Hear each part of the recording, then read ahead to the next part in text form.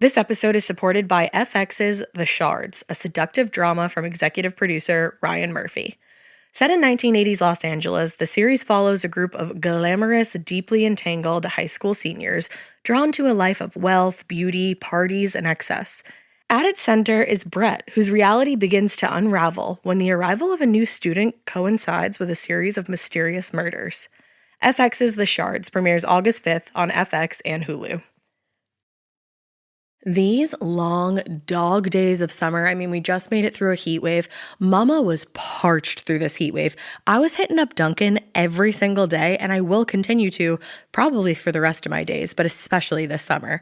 Dunkin' is helping everyone stay cool this summer with its lineup of refreshers. These drinks are packed with bold, fruity flavors and served ice cold. It's amazing. Dunkin' refreshers are the perfect afternoon pick-me-up. I like to start my morning with them personally, and then sometimes I go back for a second one because I'm just feeling crazy. They come in a variety of delicious flavors, including fan favorites mango pineapple and strawberry dragon fruit. And then for a limited time, there's black cherry and there's pink pineapple. I'm going to tell you something right now, and it's a bold claim, let me tell you, but I stand behind it. Pink pineapple will change your life. It is so good. It has me feeling like I'm sitting in a pool, resort side, just living, honey. It's so yummy. Try your favorite flavor with green tea, sparkling water, lemonade, or Dunkin's all-new limeade. I haven't tried the limeade yet, but I'm going to. Usually I get my drinks made with green tea and occasionally lemonade, but I do really like the green tea.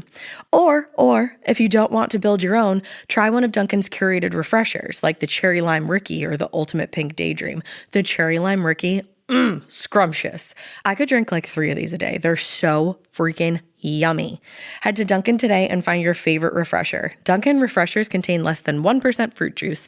Limited time offer. When it comes to online college, Southern New Hampshire University is so good, it's scary. Listen, the facts don't lie. SNHU has degree programs that fit your goals, online classes that fit your life, and real support at every step. And if that wasn't enough, they've got some of the lowest online tuition rates in the U.S. This is an airtight case, you guys. Visit snhu.edu/morbid to get started. That's snhu.edu/morbid. Hey, weirdos. I'm Elena. I'm Ash. And this is Morbid.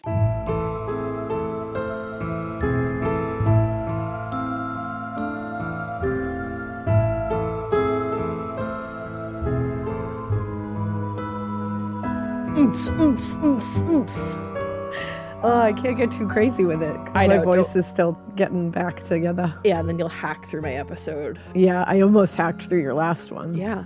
We're like batch recording a little bit. Yeah, we're going to New York. We just came off of the holidays. We're just being responsible, Not too much so that we're not like aware of what's going on in the world and we like aren't able to talk to you about it. Yeah, we're just like kind of getting a couple done, but I almost hacked my way through her last one, but then I realized that every time I felt like I was going to cough, if I just chugged water with liquid IV in it, this is not an ad, but it actually has liquid IV in it. It should. You've been sick. Then it would make the cough go away, but then by the end of the episode, I had to pee so bad that I thought I was going to die. And then I happened to find a fun fact about urination giraffes. Which hopefully you just listened to. It all worked out.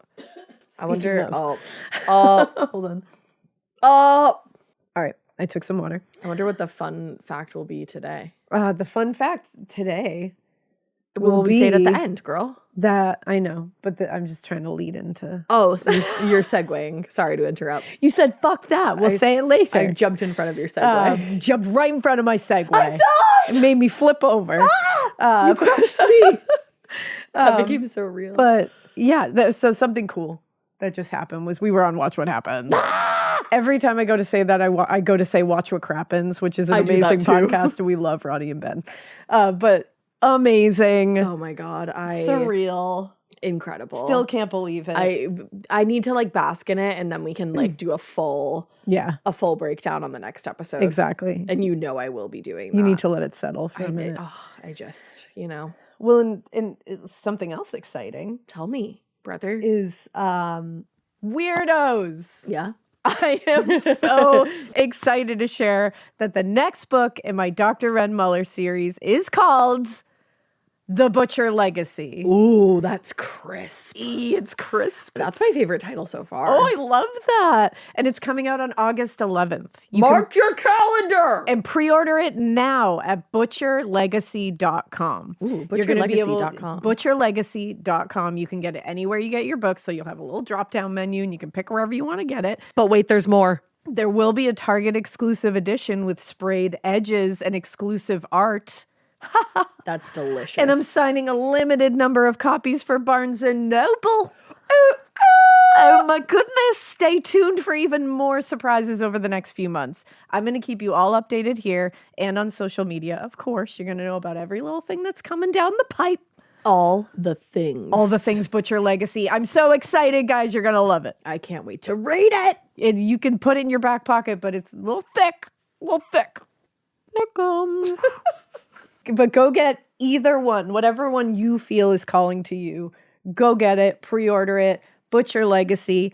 I'm really fucking excited about this story, guys, so I really hope you dig it. I'm so excited because usually when Elena's writing a book, like the first 2 times, she has me read so much of it, but this time she didn't have me read any of it. If anything, I read like a paragraph of a chapter here, like twice maybe. Yeah.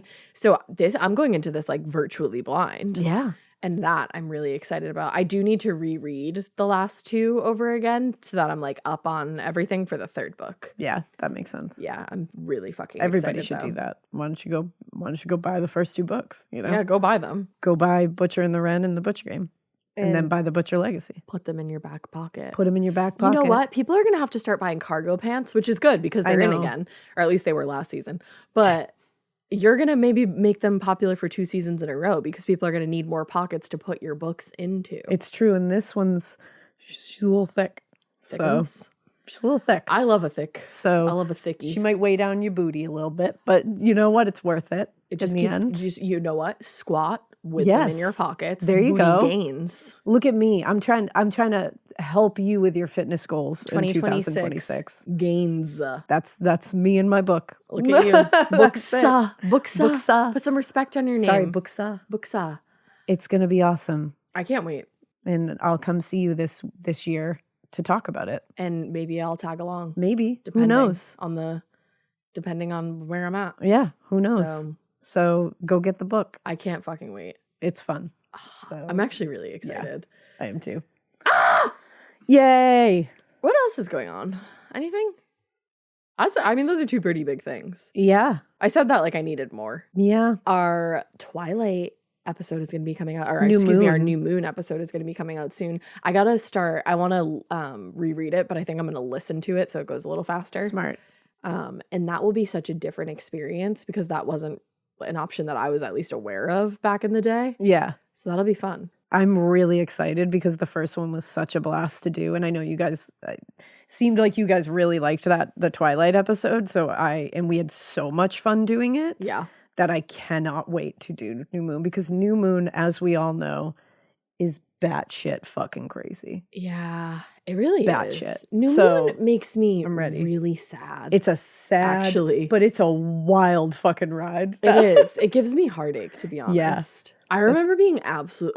We'll get into it. Yeah, another time. Don't worry. Another time on the bonus episode. Yeah, like next week. Yeah, we want to save it all. Guess what I have for you today? What do you have? I haven't done one of these in a while. At least it feels like that to me. A high society case. Oh, you love a high society case. They just embody who I am. Yeah. I'm not high society. I wish I was, but I think I was in a past life. Your soul feels like it should be. One of them. Yeah. So we're going to be talking about the mysterious case of Sonny von Bulow. Just that name alone. Any Von name in this case has Von names up the wazoo. Oh, if there's a Von. Up the Von zoo. It's high society. I'm so excited. All right, so let's talk about it. Let's go. Martha, who was known as Sonny, Martha Sonny Crawford, was born in her father's private train car on September 1st, 1931 in Virginia. All while her parents, George and Annie Laurie Crawford, were traveling to New York. So just on the way to New York, she gave birth to a child. In a private train car. Good for her. What's richer than that? Yeah, that's That's pretty high That's class. big money. Yeah. So by the time she was born, Sunny's father had already made a shit ton of money. First in the oil industry. Oil. And then in gas and electric. And that year he was named the chairman of the board of Columbia Gas and Electric. So big motherfucking money. Chairman of the motherfucking board. We were talking about gains. He was gaining. He and Sunny's mother had gotten married in 1927 when George was 66 and Annie Laurie was 27. And 4 years later, Sunny was born. Given that he was 70 years old when his daughter was born and a very prominent figure in the world of finance and business, George didn't have much of a relationship with his daughter. Yeah. Yeah. And also just like fathers and daughters weren't really like hanging out a ton back then. And in 1935, when Sunny was just 4 years old, George actually ended up dying after being sick briefly. Oof. He left his entire fortune, though, valued at more than $100 million back then. Holy shit. $100 million back then, he left his wife and daughter. Damn. Today, that would be about $2.4 billion. Whoa. Big money. Damn. So after her father died, Sunny spent most of her childhood at different very elite boarding schools all along the East Coast, including the Chapin School in Manhattan and St. Timothy's School in Maryland. And in 1949, when she graduated from high school, she had her debut in New York's high society. Oh, she debuted. I've also been watching the old episodes of New York Housewives lately, and when Tinsley's on it with her mother Dale. God. Yeah. This is giving that like next level. The Mortimers. I'm so upset that I didn't get to make a debut in high society. I know you are. Yeah, it's really I'm sorry upsetting. that we couldn't provide that for you. Thank you. Thank you so much. Maybe my 30th birthday, we can have it be debutante themed. Oh my God. Maybe I will come out to high society. There you go. Watch me. Watch this space. So in keep your eyes on this space. So in 1957, 20 years after her father died, her mother, Annie Laurie, remarried to writer and sculptor Russell Atkin, and the two remained married until Annie Laurie died in 1984. That same year, 24-year-old Sunny also got married in a very heavily publicized wedding to Austrian prince and tennis pro Alfred von Augsburg. Yeah. Yeah. Yep. Of course. Yeah. So after the wedding, they moved from the U.S. to Munich, where they lived briefly, and then eventually settled in Kitzbühel, Austria. The following year, Sunny gave birth to their first child, who she named after her mother, Annie Laurie, but they called her Alla. Oh, cute. She was followed 1 year later by a son, Alexander. But unfortunately, outside of their like very opulent wedding and the little short honeymoon phase that followed, Sunny and Alfred's relationship wasn't a very happy one. They didn't have a lot of shared interest. Sunny hated his enthusiasm for big game hunting and the fact that he was like a shameless flirt. Like he would literally flirt right in front of her. Ew. So in 1965, their marriage ended in divorce.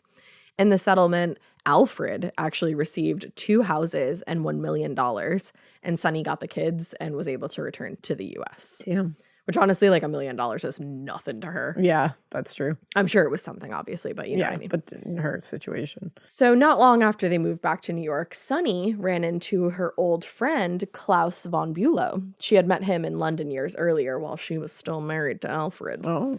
But they were just friends. But, you know, she went back to New York and they met up and they rekindled their friendship. And within a few months, their friendship kind of evolved and they were dating. Oh, look at Sunny and Klaus. It's beautiful. And then in June of 1966, a little over a year after she got divorced from Alfred, Sunny and Klaus were married. Oh, look at that. So from the moment they got married, the press and the public were very interested in Klaus's story. But no matter how deep reporters dug, they really couldn't differentiate between fact and fiction when it came to Klaus. They did know that he was got a little Jay Gatsby in him. Yes, very that. Yeah. So he was born Klaus Borberg in Copenhagen, Denmark in 1926 to Sven and Jonna Borberg. And after World War II, his father Sven was actually accused of being a Nazi collaborator. Ugh. Yeah, horrible. And served 18 months in prison, which I say, give him more. After his dad died, R.I.D., rest in distress, Klaus took his mother's maiden name, Bulow, but added the von later. Oh, yeah, he did. To make him sound rich and fancy.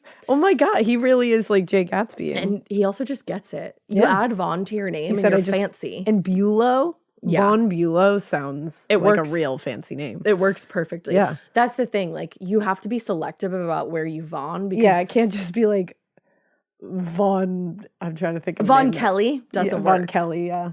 Von Urquhart doesn't really work. No offense. It really doesn't. I don't know who Vaughn. It's hard to Vaughn. It's hard to Vaughn. That's why it's exclusive. That's why if you get a name that you can Vaughn with, Vaughn with Vaughn. it. Vaughn Yeah, all the Vaughn. live long. Vaughn. Yeah, Vaughn. So Von Bulow.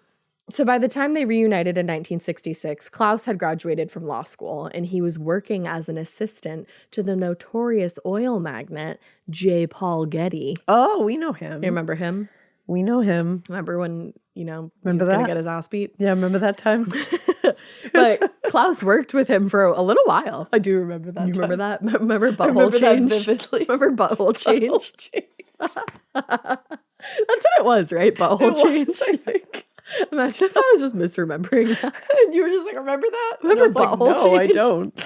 I do remember you saying I would beat your ass. Listen, I stand 10 toes down on grandpa's that. ass. Beat your grandpa's ass. If he doesn't pay your ransom after your ear gets sliced off your fucking He head, should- you grandpa have should get his every ass right in beat. the world to beat your grandpa's ass.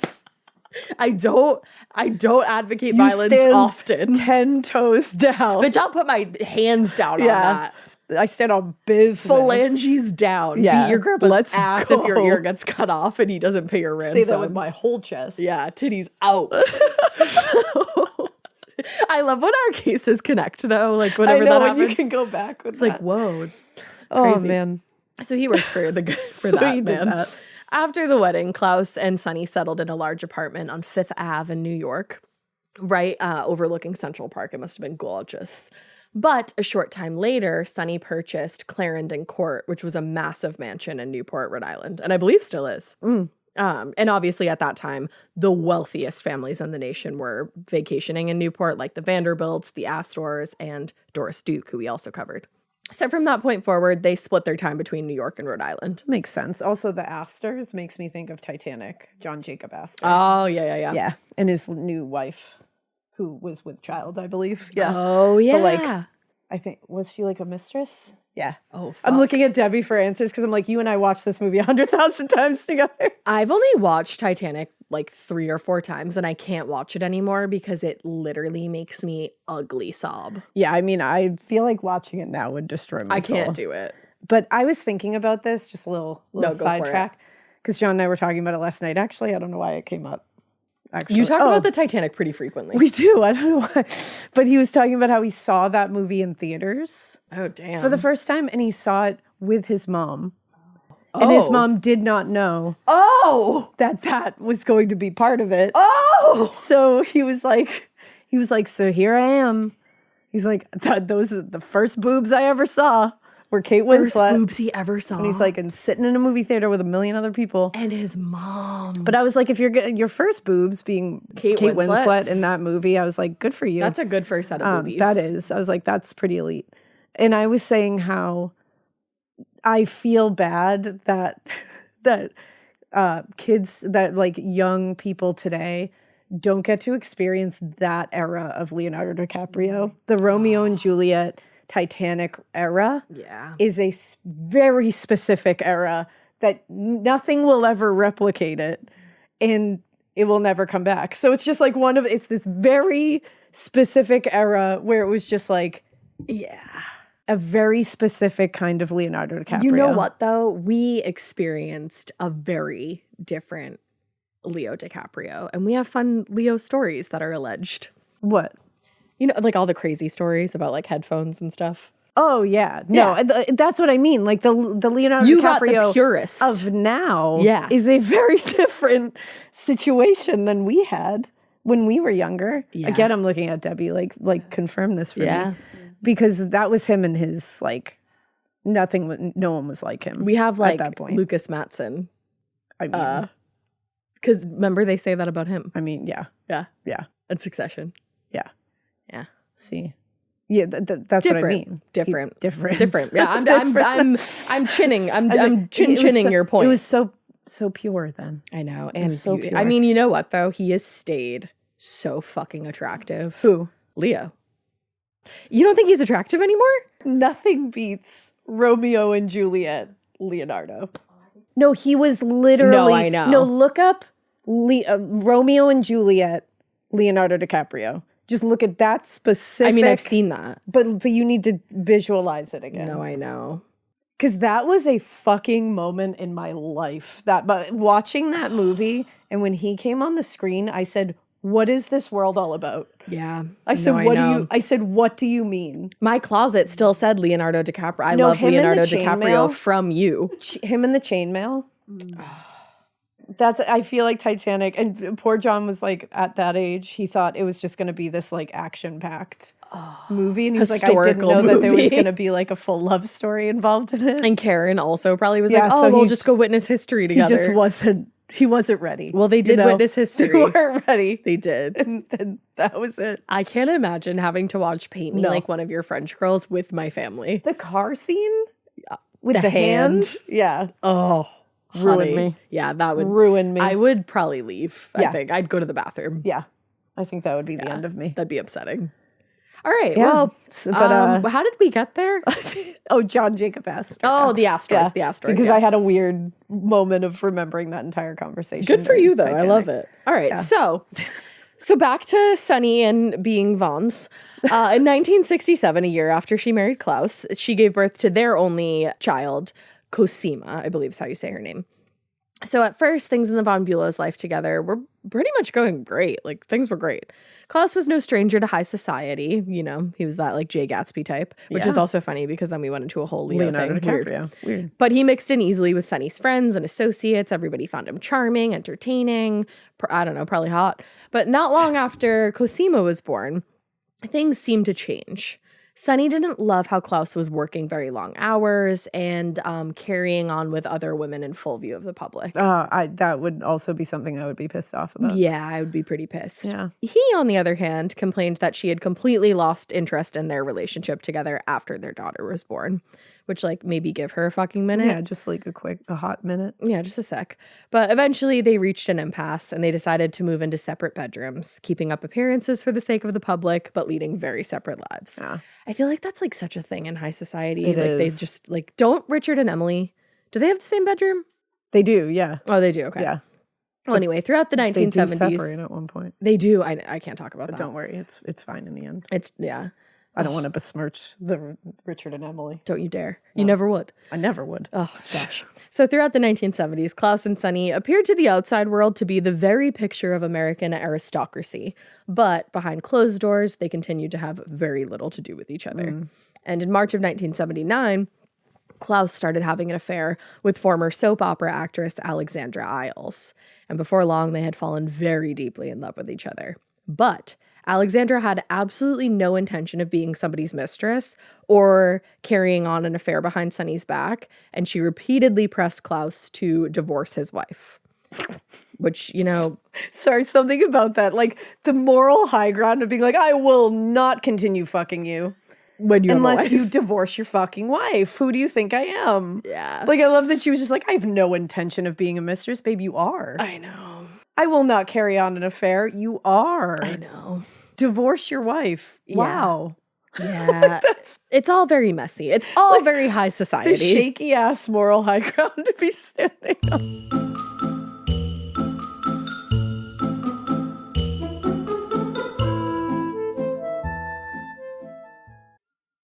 Getting scared is one thing. Getting a thrill is, well, you want more of those in your life. The Genesis GV70 is built to thrill, baby. A thrilling yet elegant design always makes driving the GV70 an exciting adventure. Its powerful athletic stance screams performance and turns heads. Everybody's looking at you, girl, or boy, or whoever. Command the road and experience a class-leading standard 300 horsepower. Oh my God. Plus, discover the different dynamic drive modes for all different terrains. Choose between the different terrain modes for whatever road conditions you may encounter. The Genesis GV70's award-winning technology and performance lets you drive with comfort and drive with confidence all at the same time. It's an exciting SUV with intuitive tech that can make your ride smooth even when the road isn't. And its blind spot cameras allow you to see what's next to you. It's like having eyes on the side of your head. That's pretty iconic. Its performance, by the way, is measured not only in power, but in how it makes you feel confident, sexy. The Genesis GV70. Learn more at genesis.com and feel the GV70. This episode is brought to you by SoFi, the all-in-one finance app where you can bank, borrow, and invest all in one place. Let's talk about bank accounts for a second. The average bank savings rate is 0.39% in interest. You're earning pennies on your savings, and it doesn't have to be that way. But with SoFi's high-yield checkings and savings, the money barely making moves sitting in your savings account can earn over 8 times the national average savings rate with eligible direct deposit. No account or overdraft fees. We love transparency. You can get your paycheck up to 2 days early, plus get up to a $300 welcome bonus when you sign up with eligible direct deposit. Sign up for SoFi checking and savings at sofi.com/morbid. SoFi checking and savings is offered through SoFi Bank, N.A., member FDIC. Terms apply. Every good detective needs a partner to support them on important cases. Think of a State Farm agent like your sidekick, there to help you along the way in your search for coverage. State Farm can help you choose the coverage you need, whether it's for your home, car, boat, or even RV. With so many options, it's nice knowing you have help finding what fits for you so you can get back to solving all of life's bigger cases. Go to statefarm.com or use the award-winning app to connect with a local agent and get a quote. Like a good neighbor, State Farm is there.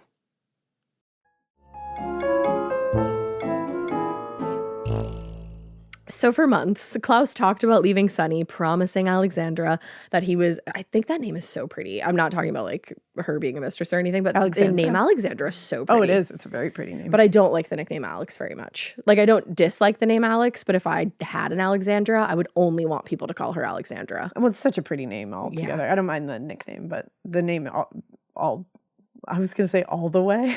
Yeah, all the way. I'm on cold medicine. All the way name. The all the way name. Yes, Yeah, it's so pretty. But anyway, so he kept promising Alexandra that he was planning to break up with Sunny when the time was right. But the time obviously is never that great to leave your spouse. Yeah. So their affair dragged on, with Claus making promises of getting a divorce that he seemed pretty unlikely to keep. Then, in December 1979, a health scare kind of threw a wrench into Claus and Alexandra's plans, causing Claus to at least temporarily recommit to Sunny. It was about a week before Christmas, and Maria Schrallhammer, the maid at Clarendon Court, was cleaning the hallway outside of Sunny and Klaus's bedroom when she heard Sunny moaning on the other side of the locked door. So she tried to enter the room, but from the other side of the door, Claus insisted that Sunny was fine and that they didn't need any help. When she was finally able to get into the room, Maria found Claus and Sunny lying in bed, and Sunny, she said, did not look very good. When she suggested that they call the doctor, she said that Claus strongly objected, said Sunny was fine, she was just sleeping, and actually she had gotten up a few times to go to the bathroom, so like everything was fine. But by the end of the day, it was very clear that Sunny was essentially comatose, and Claus was not doing anything to help her, the fuck? According to Maria. So Maria called for an ambulance, and Sunny was taken to Newport Hospital. At first, doctors couldn't figure out what had caused her to slip into the coma in the first place, but after several blood tests, they determined that she had very unusually high levels of insulin in her blood. How did that get there? Great question. Doctors at Newport managed to bring her out of the coma in a pretty short amount of time, and they said the incident was hypoglycemia, but they noted no other irregularities. Thank you so much. Irregularities at the time. So that was all very strange, but they were like, okay, I guess you ate too much something. Yeah. I don't know how any of that works. You just did too much of something. You hypoed. Yeah, you near the glycemia. You know? So in the months after Sunny's return from the hospital, things basically went back to normal. But by the middle of the year, Klaus's affair with Alexandra had started once again, but it had reached a breaking point. Claus argued that it would have been pretty cruel to propose a divorce to his wife since she had just been in a coma and that he needed to be there for her recovery. Valid. Me, I would argue that it's pretty cruel that you're still carrying on an affair with your wife, when she was just in a coma. Also valid. Maybe you could end that. Yeah. Yeah. But by June, Sunny was in good health and Alexandra was once again getting the feeling that Claus was not going to leave her. So she didn't want to continue on. I don't think it's happening. No, it's not. She didn't want to continue on with the affair, so she gave Claus an ultimatum. Divorce Sunny within the next 6 months. Which I was like, damn, that's a nice ultimatum. You should. Or I'm done here. So that put Claus in a difficult position. The family's attorney, Richard Q., said he had no money, and so divorce, as he saw it, was not an option. It would leave him penniless. But if Sonny was dead, then he would have her title to her house in Rhode Island, her wonderful apartment in Manhattan, and a great deal of money. Oh, this is always when it gets a little sticky. Yeah, and that's a quote, by the way. That's not my words. Yeah. So the months passed on, and Claus dragged his feet, promising Alexander that he was going to go through with the divorce as soon as he felt like the time was right. But in December 1980, another emergency occurred at Clarendon Court, and this time it was a lot more serious than the last one. So on December 20th, Sonny's son Alex arrived home and found his mother on the first floor struggling to get up the stairs. It was less than a week before Christmas, and Sonny had spent the last week just preparing for the holidays. And, Yeah. I was going to say, mom's on holidays. Yeah. You just got done with that, and you got sick as a dog. So Alex assumed that she was just very exhausted from all the work that she was putting into it. So he scooped her up, and he carried her upstairs to her room, and he laid her in her bed, said goodnight, and just gave her some time to rest. But the next morning, when he went back to check on her, he found her face down on the floor of her bathroom. Oh, geez. She was unconscious. Her nightgown was gathered up around her waist, and there was a small amount of blood around her mouth. Oh. So he was panicked now and called for an ambulance, which luckily got there in just a few minutes. Former paramedic Paul Ripa said, "I knew as soon as I walked into the room and knelt beside her, she was in trouble." Ooh. So the paramedics made a quick evaluation of Sonny's condition, and they noted that cut that she had on her upper lip, which appeared to be where the blood around her mouth had come from. And the presence of blood now made sense, but neither Ripa or his partner could find any explanation for the cut itself. There was nothing on Sonny or near her that could have caused the cut. And if she had hit her head during the fall, it would have caused more damage than just that small cut on her lip. So the scene didn't really necessarily make sense. Yeah. So they couldn't revive her there. So they loaded her back into the ambulance and took her again back to Newport Hospital. And Claus rode in the back with her. Now, Paul Ripa had been a paramedic for a long time at this point. So he had seen all kinds of different behaviors from people in very stressful situations, not unlike this one. And he found Claus's demeanor to be very odd, in his opinion. He said, Mr. von Bulow looked at his wife with ice-cold blue eyes, and there was absolutely no feeling. Ooh. And it's like, in most cases, we're generalizing, but in most cases, somebody in this position where like their spouse is unconscious and nobody knows why, maybe you would make like an attempt to comfort your loved one, no matter, and like maybe you'd continue talking to them even if they can't hear you. But according to Paul Ripa, Claus just seemed very removed from the situation and never said a word, which you can understand would look a little bit weird. But also like sometimes people disassociate in stressful situations. Yeah, for sure.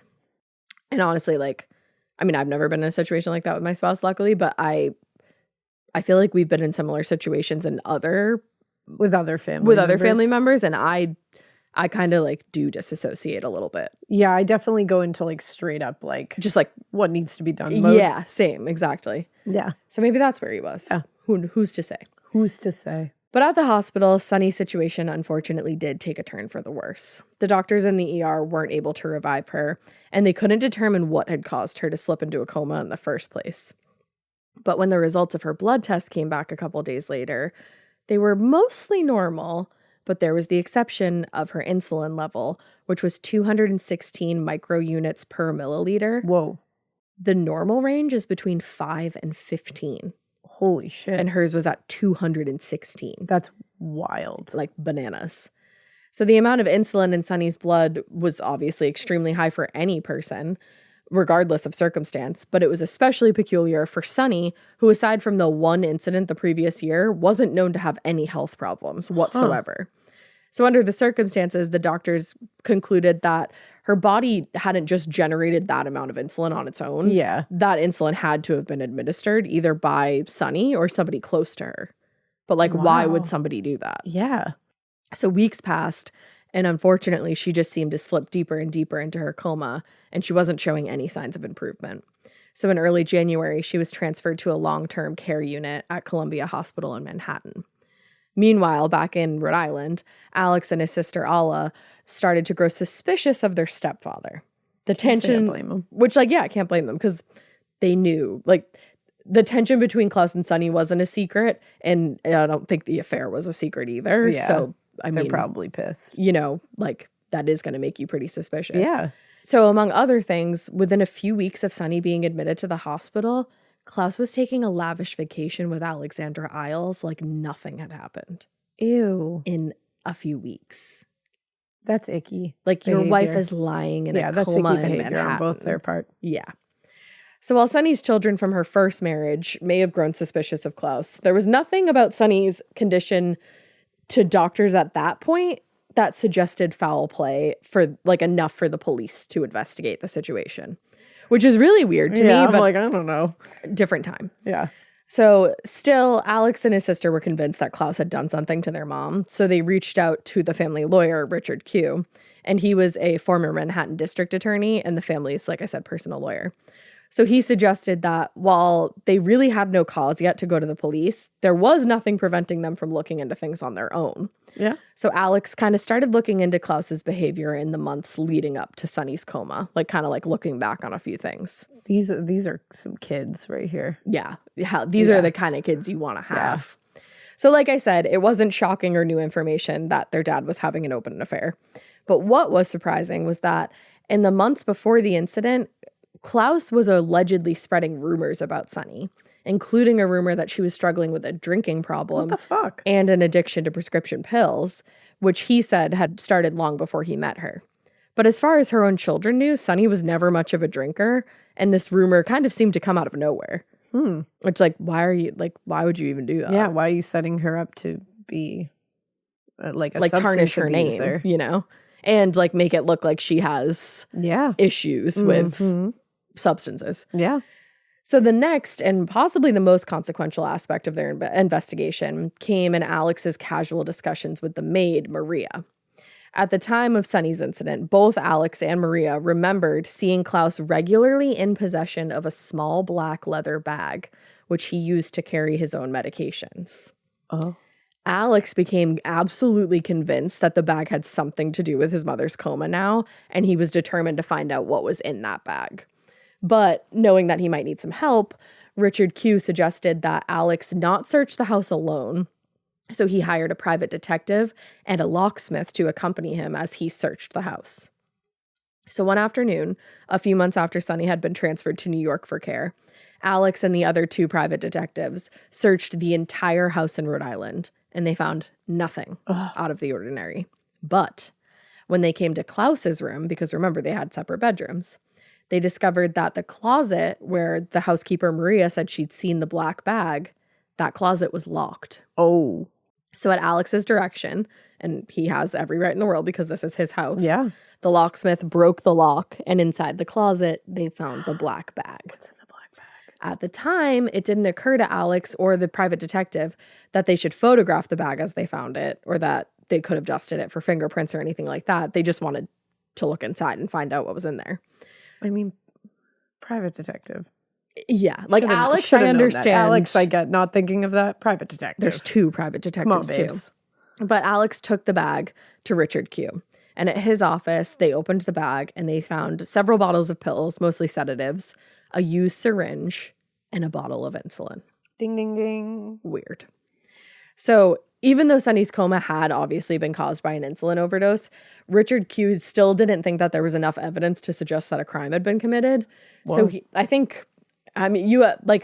to us, it's like he literally has everything that you would think caused that, but you do need a lot. Well, it's like the way it was found, all this kind of stuff. It could get a little hairy. Yeah, it's shaky. Yeah.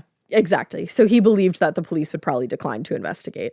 And also you have to remember these are connected people like in high society. Yeah, exactly. So instead, he sent the contents of the bag to the family's doctor, who immediately noticed that the needle appeared to have been used. Oh. So based on his suspicions, the doctor sent the needle out to be tested, and the results showed that it had contained insulin at one point. Oh, shit. But as far as the family doctor knew, Claus nor Sonny had ever been prescribed insulin, so neither of them would have a need for it to be in their possession. Huh. So given the result of the test, the doctor brought his suspicions back to Alex and the family attorney and said either they could go to the police at this point or he was going to. Good for him. He's like, this is fucking weird. Exactly. So a few days later, Alex and Richard took everything that they knew to the Rhode Island State Police.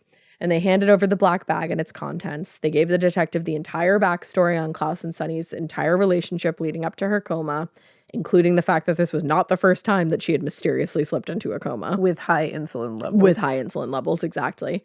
And based on the evidence he'd been given, Detective Jack Reese started speaking to the other members of the family, including Claus, who was very cagey, he said. Reese said, there was a lot of inconsistent statements, and the more we got into it, the more they pointed toward Claus. Ooh. So the first thing that struck him as strange was the way that Sunny had been found on the bathroom floor. According to the paramedics, her head was positioned under the toilet. There was that blood on her face, and like I said, her nightgown was pulled around her waist. And so it was kind of, it looked like she had been placed there, not that she had fallen right there. Yeah.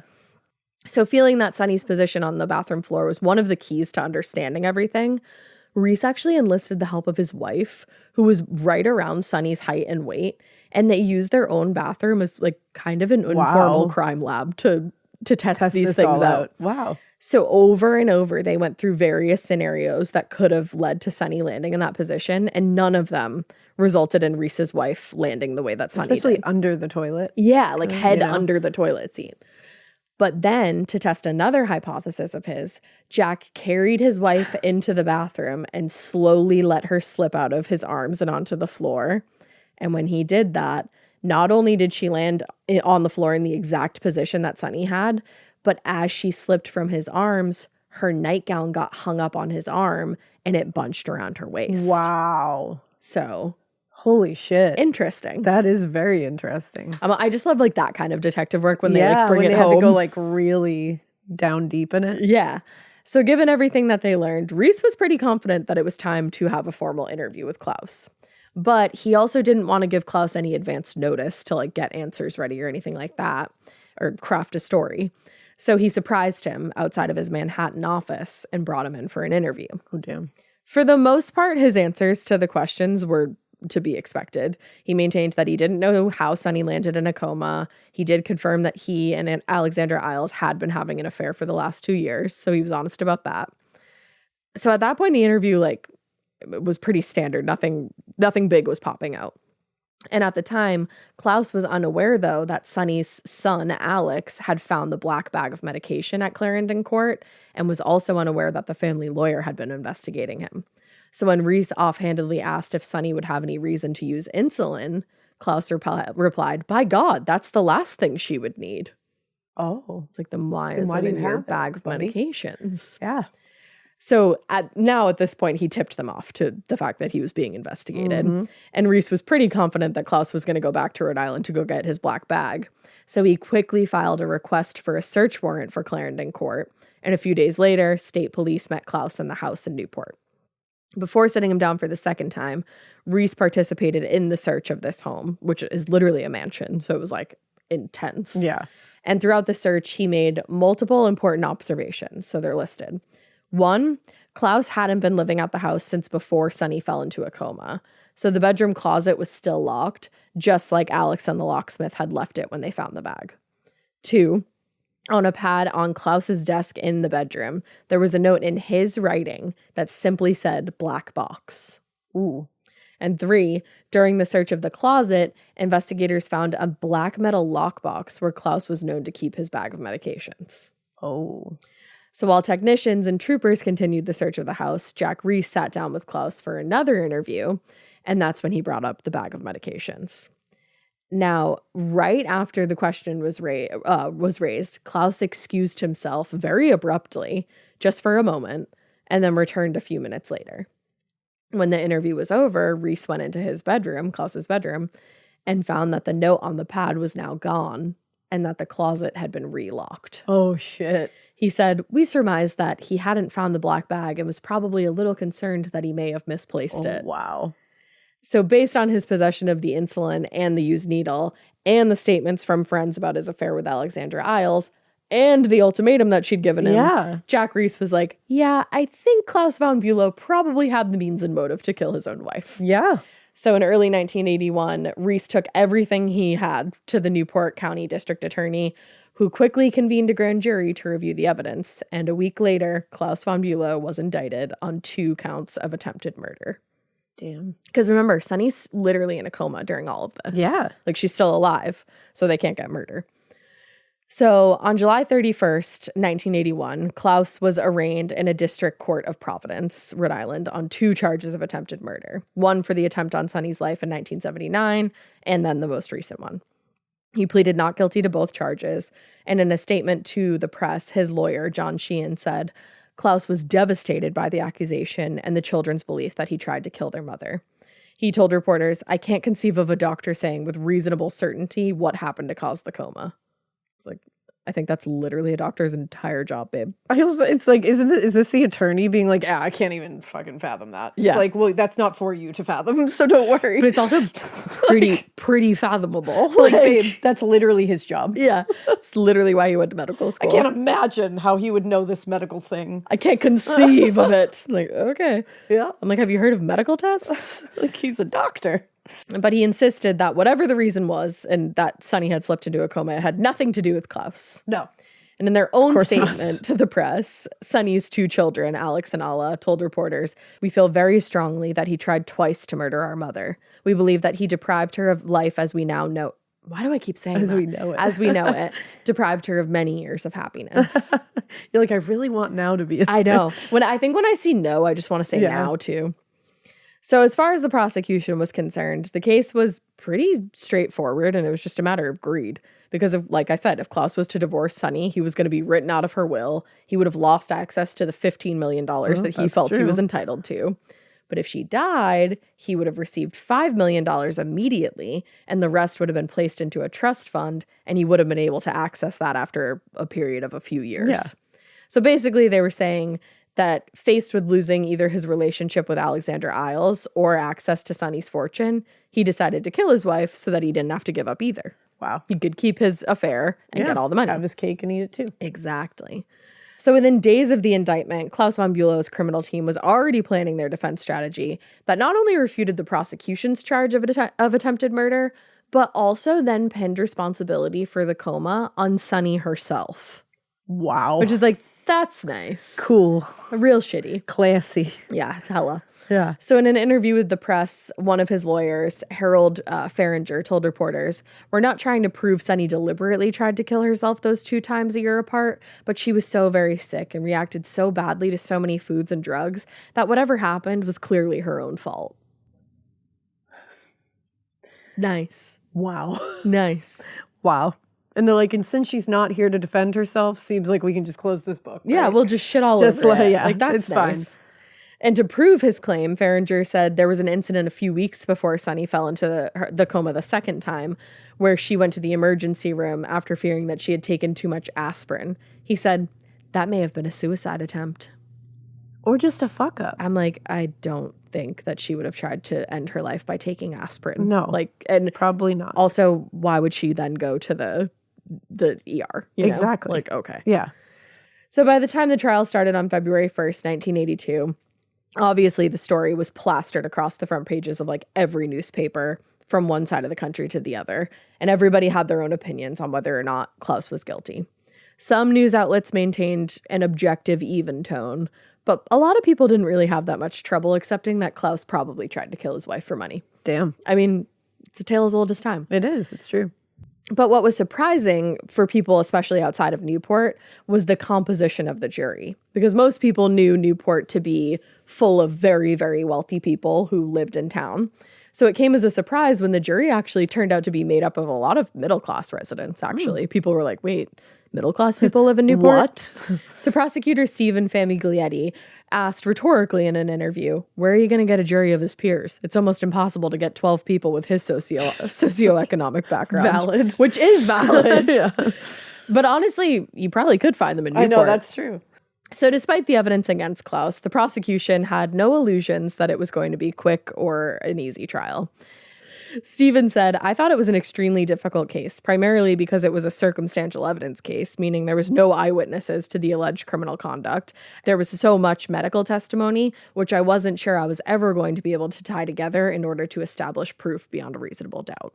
I love that he's like, I did not know if I can do my job here. Yeah, pretty much. I mean, it's a tough one. Fine. So in their case to the jury, the prosecution did their best. They presented multiple medical experts who explained that the only way for Sunny's insulin level to be that high would have had to have been for somebody to inject her with insulin. Yeah, which is, yeah. I mean, all you have to do is say what a normal insulin level is, and then say what hers was. Yeah, and that's pretty compelling, I would say. It was compelling to me when I first read this. Yeah.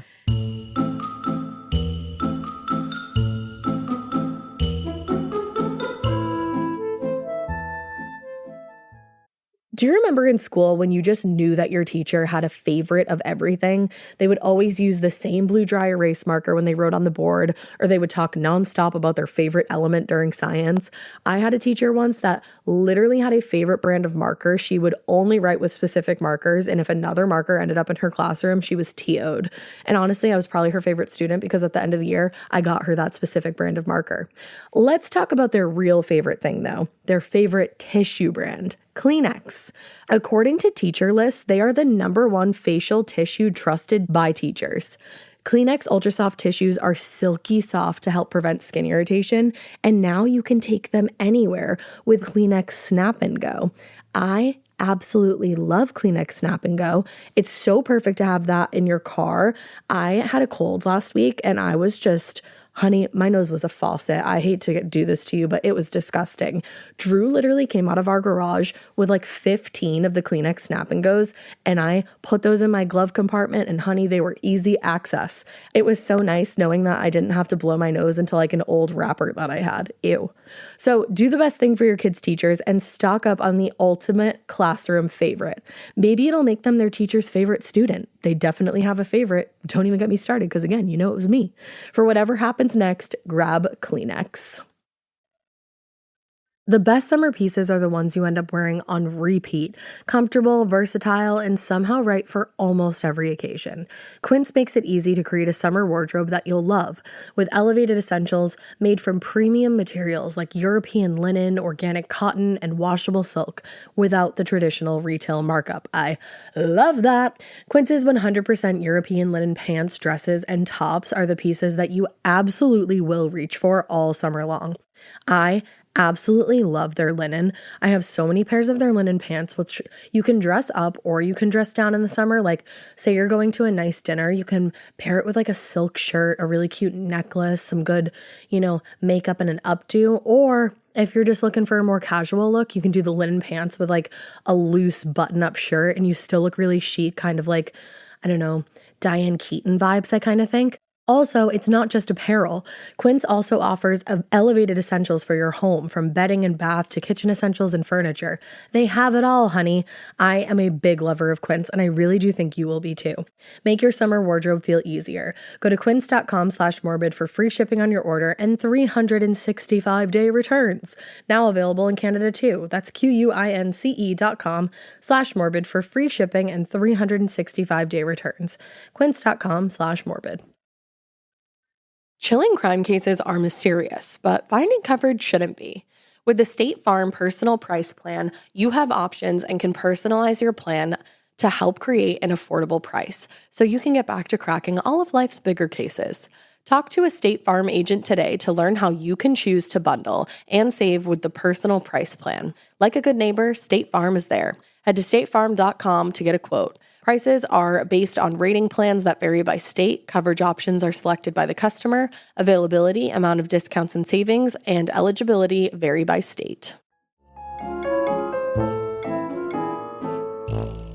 Now, when one of the doctors was asked directly whether he thought foul play was involved in Sunny's condition, he replied that he believed the coma was caused by the surreptitious administration of insulin, aka like overdose of insulin. Yeah.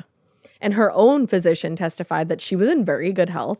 And as far as he knew, she, again, had no need for insulin. Yeah. And he also testified that, to his knowledge, and contrary to rumors that were believed to be spread by Claus himself, Sunny didn't have any kind of drinking problem or any problem with drugs. And that's her doctor. That's her literal that. doctor. Yeah. Like, that's big. So the most critical testimony came from the maid. It's like a game of Clue. Yeah. Maria Hammer, who told the jury about her previous experience with Claus when she said he refused to help his wife, and then she went into that coma that first time in 1979. So both Maria and Sonny's son Alex testified that after Sonny's first coma, that's when they started seeing Claus with that black bag of medications, which they now knew contained medications including insulin. Damn. So the biggest blow to Claus von Bülow's claims of innocence came a little over 2 weeks into the trial when Alexandra Isles was called to testify. Uh-oh. She confirmed that, yes, she had given Claus an ultimatum because she didn't want to be involved in an extramarital affair anymore. And she said at no point did she encourage he do anything other than divorce his wife. And when she learned that he was under investigation for attempted murder, she told the court, "I thought it was a pack of nonsense." But then when the prosecutor asked her whether she still thought it was nonsense, she looked away and then replied, "I don't know." Whoa. And when the prosecutor asked her whether or not she was still in love with Claus, she said, "I don't know." Whoa. So it was very clear that her feelings had shifted in a big way. After and that's hearing what was going on. And that's going to hit with a jury. Of absolutely. course it is. So when the prosecution rested their case, obviously the defense took over for what would be a pretty short presentation. In his opening statement, Sheehan told the jury, what happened to Sonny was not anyone's fault but her own, and that sad fact will emerge in this case if the truth is to prevail. I'd be a little pissed off at this. That's a dick move. It really It just is. I know it's his job, but I'm like, damn, you sound like an asshole. Yeah, I would not want to find him innocent just because of that statement. Of that shitty statement. And It's that's like it's their own fault. That's really wrong of me, but I feel that way. But like, don't put me on this jury. Yeah, don't. So if you're mean, don't put me on a jury. Yeah.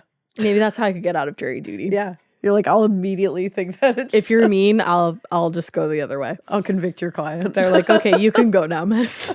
So I'll convict your client. Jesus Christ. So the defense alleged that Sonny was a psychologically disturbed woman, they said, who took insulin in a reckless attempt to lose weight. Whoa. They also argued that if it appeared that Claus was responsible for his wife's condition, that was because her family had gone out of their way to make it seem that way. Oh shit, we're pulling the family in now. Yeah, and Sheehan there even called into question the discovery of the black bag and went as far as to suggest that Alex had planted it himself in order to frame his stepfather and make sure he was cut out of the will. Team Alex. Absolutely. Because no. That's so fucked up. I don't believe that. If I know Alex, which I don't at all, never even seen a picture of him. Don't know what he is. I don't even know if he's real. He is real. But I can confirm. Team Alex. Yeah. If I know Alex, he didn't do that. I'm like, come on. That's really shitty. He didn't plant it. I don't think so. No. So after almost 2 months of testimony and evidence, the case went to the jury for deliberation in mid-March. And in his closing statement, Harold Farringer made his case one final time. He said, I don't know what happened here. I don't know if anybody ever will. Then, as if to undermine what he just said, he basically went over and whispered to the jury, suicide. Like, what a douchebag. Is he a 12-year-old boy? I'm fully confident. That's the most insane behavior I've ever heard. He's just like, I feel like it was like, doot, Yeah. suicide. Yeah. Like, it's just, what? It's like a performance. It's like, did he tiptoe over there? Probably. And like twiddling his mustache? Probably. Like a villain? And like, just so you know. Like, I don't know what could have happened. Yeah, I do. Mind you, this woman is laying in a coma. That's like, what is wrong with you? And she's a mother to 3 children. And you're like, you literally just said you don't know what happened, but then you're going to go, suicide. That's circus behavior. You're a douchebag. That's circus behavior. Yeah, ridiculous. That's dumb as hell. The case may have all been circumstantial, but in the end, the jury could not deny that all of the evidence did point to Claus. So after deliberating for 6 days, they returned to the court and they found Claus von Bulow guilty on 2 counts of attempted murder, and the judge sentenced him to 30 years in prison. Damn. Now, everybody was actually very shocked by this because if we know anything, wealthy people do get away with a lot of things often. They sure do. Especially back then. Yeah. But Claus von Bulow had no intention of staying locked up. And within a few days of the verdict, he had already placed a call to Harvard law professor Alan Dershowitz. By that time, Dershowitz had built a reputation as a very capable lawyer, representing clients like Patty Hearst, adult film star Harry Reams, and he represented people in cases where the odds of an acquittal were slim. In the years after the Von Bulow case, he actually would go on to become a pretty controversial figure. He represented Mike Tyson, O.J. Simpson, Jim Baker, Donald Trump, and Jeffrey Epstein. And I'm just going to leave that right there. And I'm going to leave the room. Bye. After speaking with Claus. Ellen. Yeah. Fucking hell. Like I said, controversial. Gross. I'm going to leave it there. After speaking with Claus and reviewing the evidence used to convict him, Dershowitz actually agreed to take on the case. Shocked. Later, he said, I hadn't followed the case very closely. I knew he'd been convicted. Like most people reading the newspaper, it sounded to me like the evidence was convincing. Wow, Alan. But from his office at Harvard, he assembled a legal team, mostly made up of his law students, and they broke up into smaller teams, each focusing on specific pieces of the prosecution's case. He said, first meeting, I knew this case was going to turn on those Q notes, meaning Richard Q.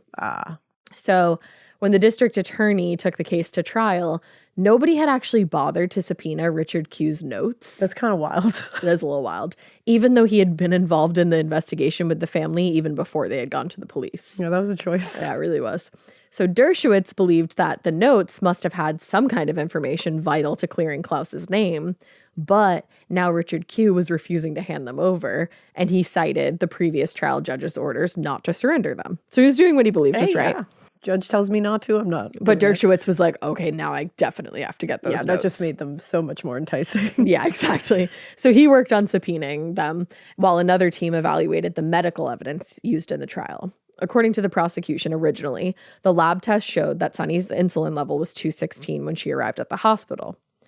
But it turned out, while one test did show 216, the lab had actually run 3 additional tests, and the results of those tests varied between 0 and 350. I'm sorry, what? 0 and 350. None insulin and all the insulin? That's actually exactly what it translates into. None insulin and all insulin. Like, how is that? None insulin. What medical test is that? Beats me. What? I don't know a lot about medical tests, but those seems inconclusive. That seems I would go ahead and stamp inconclusive across that. And maybe retest. That's I don't know what to say about that. Yeah. I didn't see that coming. I didn't either. None at all. I don't think Dershowitz did either. No idea. So Dershowitz's team questioned the reliability of those tests now. I mean, I can't blame them on that one. And then now they were also questioning the test conducted on the syringe. Oh, shit. Which, remember, they were like, oh, yeah, it's been used, and it definitely was used with insulin. So they decided to test the lab by sending several just random needles for tests. And within a few weeks, the results came back showing several false positives, which suggested that if they had been wrong in Dershowitz's test, they also could have been wrong when they were tested originally in Klaus's case. Finally, is sloppy as hell. It gets worse. Finally, Dershowitz turned his attention to the biggest piece of evidence, the black bag itself. As a resident of Clarendon Court, like I said, Alex was within his rights to search the house and even to hire a locksmith to open Klaus's closet. He was also within his rights when he handed over the bag to Richard Q. But Dershowitz would later argue that even though Alex was in his rights, Jack Reese and the other investigators had no legal right to accept the bag as evidence without a warrant or with Klaus's consent, and in doing so, they had violated his constitutional rights. How did no one catch that? Yeah, the chain of custody was a little fucked up here. Two, private detectives on this thing, and they weren't like, hey, this is getting a little sloppy with the chain of evidence here. Yeah. No one called that out and was like, we could fuck this whole thing up. I don't know if maybe chain of custody became bigger later. But it's they should know that could be a potential issue. You would think. And they should have at least accounted for that. I mean, this is like a smoking gun situation. So yeah. It's that's your biggest piece of evidence. You don't want to risk that being thrown out. So I would think you would go above and beyond to be like, let's just make sure we are doing all the things to make sure that every T is crossed, I is dotted, and we don't fuck this up so this gets thrown out. Yeah. Ooh. Well, they did. Because that's not Alex's. No, it's not Alex's fault. He thought he was calling the right. I mean, he's a regular citizen. Because technically he did call the right. The detectives, Damn. So in April 1984, Alan Dershowitz presented Claus von Bülow's appeal to the Supreme Court of Rhode Island. By that time, he narrowed his appeal to just 2 areas. One, he argued that the black bag of medication should never have been admitted into evidence in the first place because it had been obtained through questionable means. Fuck. And 2, that the notes taken by attorney Richard Q should have been admitted in the previous trial since they were detailed as a critical part of the investigation before the proper authorities became involved. Based on those two things, he argued that Claus should be granted a new trial. After reviewing the evidence, hearing the testimony, the Supreme Court sided with his team. They agreed the black bag, which was the motivation for the arrest in the first place, had been obtained illegally and should have been deemed inadmissible at trial. And honestly, if that was deemed inadmissible at trial, who knows if he would have been convicted. So now he was entitled to a brand new trial. Shit. And in the spring of 1984, the prosecution and defense prepared for that new trial. This time without the black bag and evidence. Oh, no. That's huge. Yeah. Now, just as importantly, the family attorney, Richard Q., had been ordered to hand over his notes from his initial meetings with Sonny's first two children. In the notes were Alex's mention of the black bag, and in subsequent notes, Q cataloged the contents of the bag before handing it over to the state police. Missing from that list of contents that he originally wrote down was the vial of insulin, meaning that the notes directly contradicted the testimony given at the previous trial by the housekeeper, who stated that she saw insulin in the bag. And the defense said if she saw insulin among the other medications, then surely it should have been on Richard Q's list. Oh, no. So the omission of the insulin on that list turned out to be one of the most significant aspects of the defense. And I can't imagine being on the jury and hearing that. Yeah, I'd be like, you're hearing, The black bag had been a critical piece of evidence during the first trial, but now the prosecution's case was that much weaker without it. And in its absence, they were hoping that testimony from the maid, Maria Schrallheimer, would now be sufficient enough to establish that the insulin was in Claus's possession. But now that the notes basically undermined the credibility of that testimony, a second conviction was pretty unlikely at this point. Oh, no. So prosecutor Stephen there pinned his hopes Stephen F.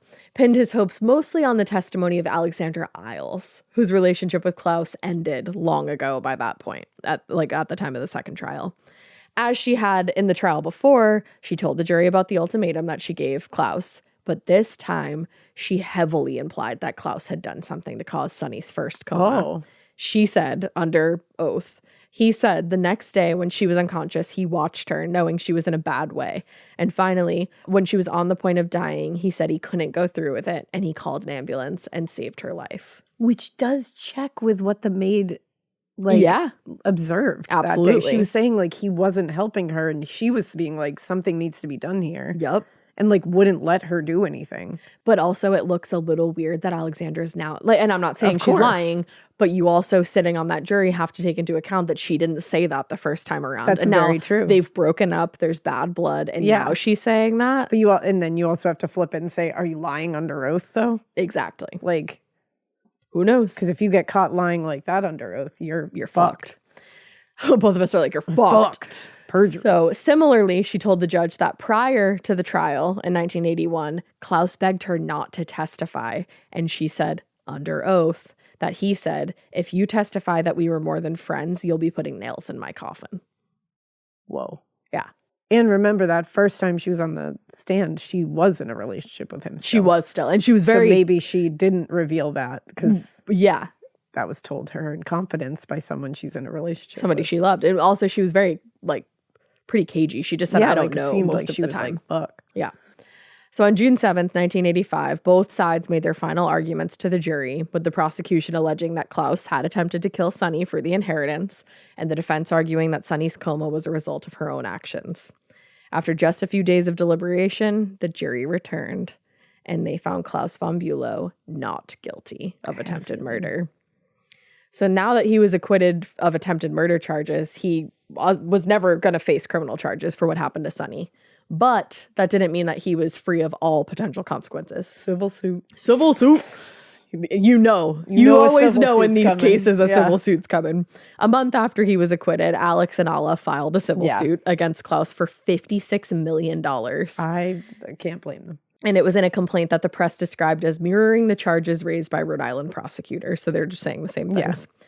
In addition to the $56 million in damages, the suit sought to invalidate his claim to any part of Sonny's fortune and required him to return any money or property that he had received from the estate since Sonny first fell into a coma in 1979. Well, so that's a big deal. Yeah. Unfortunately, the civil suit was unsuccessful for them, and there wasn't a lot else they could do. But rather than pursue additional legal challenges, they decided to take a different approach. And this is intense. They convinced their grandmother to remove their stepsister from her will. Whoa. So as the only member of the family to have supported Claus, they felt that Cosima betrayed their mother and wasn't deserving of any money. So that both sides argued back and forth for years until late 1987 when Claus finally agreed to drop any claim he had to Sonny's money on the condition that Cosima be written back into the will, because she was written out at one point. Whoa. And both parties agreed. Whoa. So he gave up his claim so that his daughter could get hers. Whoa. Yeah.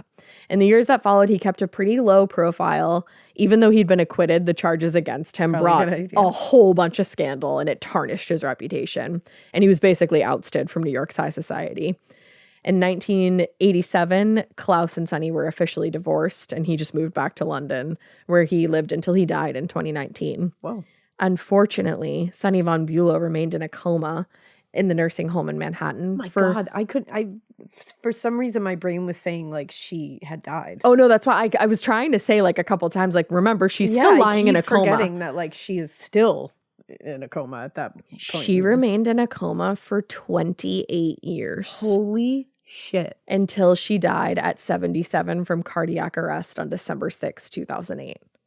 28 years. Can you imagine how utterly horrific that for her was family? For her family. No, not that even is for so a millisecond. Long to be waiting for someone to wake up. Well, and also just they'll wake up. Strangely like grieving at the same time. I would for think like decades at that point. Yeah, that's so hard. Yeah, it's Holy a tragic shit. story. It's a really, really tragic and that story. You never know what happened. Mm-hmm. Like you can have ideas about what happened, but you don't. Well, it's actually know what happened here. It's awful that, because we don't know what happened, you and I, but it's like, it's awful that like people who were closer to it feel like they do feel know. like they probably do know, and that justice wasn't sought out, or people who were close to it feel like they do know and that justice wasn't, even though like, I think like Cosima probably feels like her dad got fucked in all of this. Yeah, of course. And then Ala and Alex feel like their mother was lost in all of this. And that justice wasn't served for who they believe did this. Exactly. But we don't know. And how sad is that too, that like the sibling relationship was obviously fractured. Yeah. You know, and the family in general. Exactly. Holy shit. That's a gnarly story. And wow. Yeah. Like that's a tragic family tale right it there. Really is. Because it like trickled down to the kids too. Yeah, like multiple generations. And for Sonny to be in a coma for that many years. Yeah. Like 28 years. Shit. That's my entire life almost. Holy That's shit. literally almost my entire life. That's unbelievable. I just like think of everything I've done in my life and I'm like, and she was just laying in a coma in Manhattan for that long. And we still don't know so much about like coma states. Yeah. And like what people experience in them and what they don't. Like we know certain things, but like we're always finding out new stuff. And I feel like everybody's is different. And you don't know if she's experiencing all these things or hearing all these things or any kind of, it's just like, holy shit. That's a lot. Damn. Yeah. I feel really bad. I feel really bad for the kids. I do too. All of them. Yeah. Because none of them obviously have anything to do with what occurred. Right. It's just like they had to eat up the deal aftermath. With the aftermath. Of it. Yeah. And they were just trying to defend their parent. Yeah. You know, both of them. Right. Or all three of them. Yeah. No, it's really, really, it's tragic. Yeah, that's really sad. Holy shit. High society, man. Damn, that was really high society. It was honestly one of the most high society we've ever gone that really over. was. Like, holy shit. Well, we have to end on a fun fact. We do. And Mikey found one, so we'll credit Mikey for this one. That's also high society. Yeah, it's pretty high society. Allegedly, according to Cosmopolitan. Allegedly. And according to Cosmopolitan. Yes. Kim Kardashian has a glam clause in her will. And it states that if she is ever in a position where she cannot get ready herself, cannot communicate, or is unconscious, somebody has to make sure her hair, nails, and makeup are all perfect. And when I do my will, I will be adding that to mine. And that's a fact. I don't know what to say about that. I'm obsessed. I literally don't know what to say about that. Obsessed with that. It It kind of reminds me of our nanny. Like when she was in her nursing home, her hair and her nails and her makeup were did. And I respect that. It's true. I respect that. I'm just thinking of you comparing my nanny to Kim Kardashian. I'm like, those are two different ladies. Okay? Two very different ladies. Nanny is wherever she is right now going, are you fucking kidding me? No, but I'm putting respect on that. The fact that she was done. Those nails true. were did. No, that true. hair was perfect. Oh, and yeah, her she was skin done. and makeup were flawless. That's true. I remember thinking she was like the most beautiful woman. She was a and glamorous she was. lady. She was. She was Laverne. Laverne. Love that. Love that lady. But yeah, that's your fun alleged fact. Allegedly. It's your According to Cosmo. It's your fun reporting. Yeah. According to Cosmo. Who knows? They said it. Would you put that in your will? No. No. Would you adhere to it in my will? Yeah. Good. Of course. I always listen to everybody's wills. Good. You know, I'm not here to try to tell people what to do with their wills. Would you judge me? No. Really? You can do whatever the fuck you want with your will. Hell yeah. I'm gonna. I haven't written my will yet, but I'm gonna. I'm not really gonna judge have to. what's important to people. You know? No. And being a 10 is important to me. There you go. Yeah.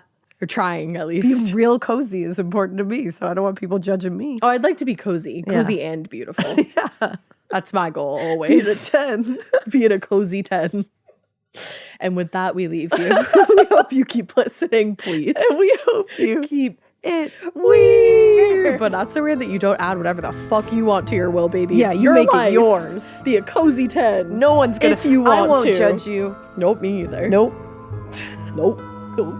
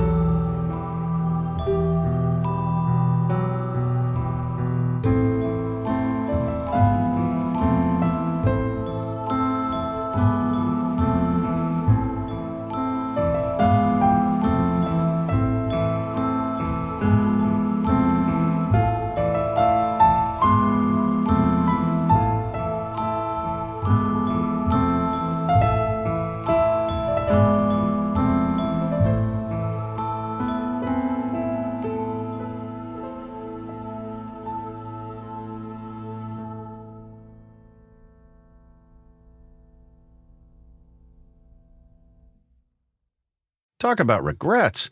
We all know someone who's been in a car accident and said, I don't need to call a lawyer, only to regret it after their pain and damages were worse than expected.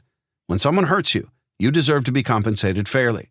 Morgan & Morgan is America's largest injury law firm, fighting for the people for over 35 years. Injured? Visit forthepeople.com/podcast. That's forthepeople.com/podcast. Their fee is free unless they win. Hey, listeners, I'm Ash. And I'm Elena. And we are so excited to have joined the Sirius XM family.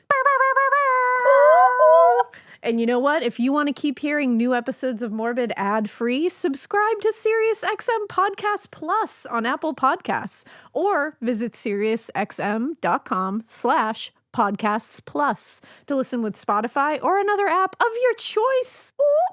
Let's go.